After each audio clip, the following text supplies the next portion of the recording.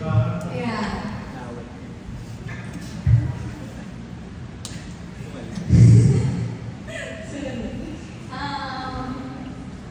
Wait lang po, nasa kumamasa. Ito kasi...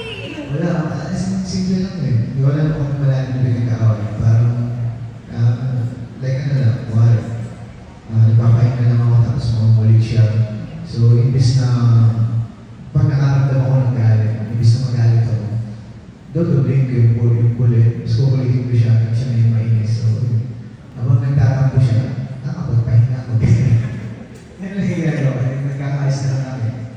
And kunwari, pag alam kong wala siya sa mood, parang doon lumalabas yung eagerness kung inisin siya, ulitin siya, kung wala siya sa mood. Kasi naayok nga nang wala siya sa mood. Parang ako yung napapagod para sa kanya. Ayoko nang nalulobot siya. So every time na nakikita ko naka-earphone siya yung headset, tatanggalin ko yan, pupulitin ko siya. Tapos pag napikon ko na siya, solved na. Ganun na. Pero wala pa naman major na wala pa naman so far. Sana hindi naman ka. Feeling ko hindi naman nung nakakaroon. Kasi parang wala ng time para mag-away. Ito lang dalang namin pa rin. Kasi mag-away ko. Kasi feeling mo naman, hindi mo kasi ma-feel talaga na binabita na pag-away sa masaya. Hindi talaga.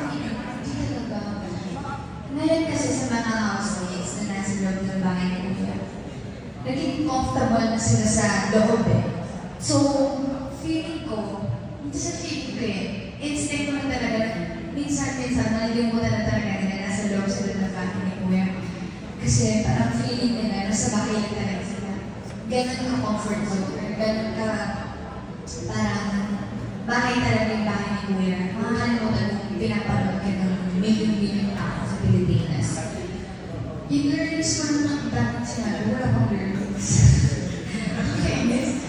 Ito na, sabihin ko na. Feeling ko yung girls na mapapasok sa kanila is 2, 1. O bakit sila? Kasi, personally, hindi naman nila mapiplease lahat ng tao. Kung ano man, kung bad man or good man yung ipakita nila sa loob. Hindi mo mapiplease yung isang tao na talaga yun. So I suggest sa lahat ng housemate doon, huwag silang matakot na ipakita yung kung sino talaga sila. Kasi feeling ko mas ma-appreciate sila ng tamang bayan pag hindi sila naging plastic. Sabi, you should remember, ng batch nila, walang celebrity doon. Yeah. These are not normal